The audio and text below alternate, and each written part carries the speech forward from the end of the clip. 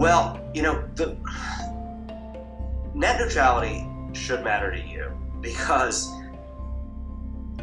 as with so many other parts of our world that become invisible and taken for granted, the structures of our media determine a lot of what can or can't happen in those spaces. Allowing the big telecom companies to just act not as utilities but as entirely private corporations, that means that they could give, like, say, sweetheart deals. Say if, for example, Time Warner has a deal with Apple or YouTube, they can not charge them as much for streaming video, but if they wanted to shut down something like live stream, which the Occupy Wall Street protests are using, or Democracy Now!, they could do that at will. Right now, the most effective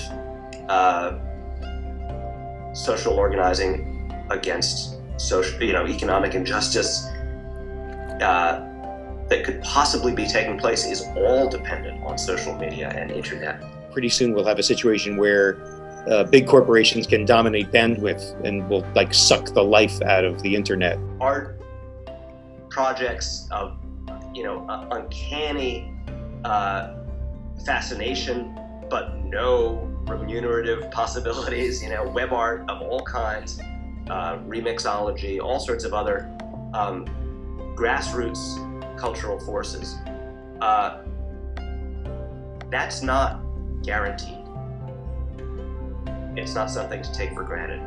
It is something that could be rolled back, controlled, rendered toothless and boring and powerless by the loss of net neutrality. Once you start declaring classes of service, even the potential to declare classes of service, you run the risk of censorship. Well, we should slow down the delivery of packets that are against our financial interests or against our political interests or against our moral or religious interests.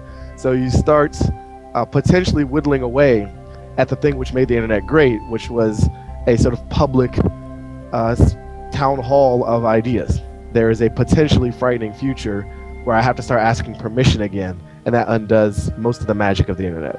Our Yes Lab shows up just as well as any other website. If you have net neutrality, or you have a poor net neutrality, then what happens is Verizon gives a privilege to some company that is serving the same amount of video and stuff as we are, but they can pay.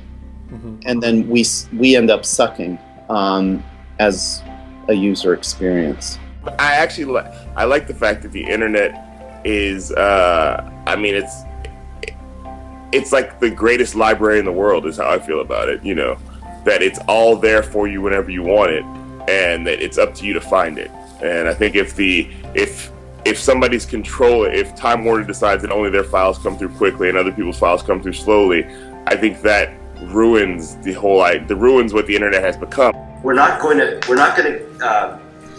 win an argument in favor of net neutrality with the corporations who are already nibbling around the edges of it. Right. Their appetite is infinite.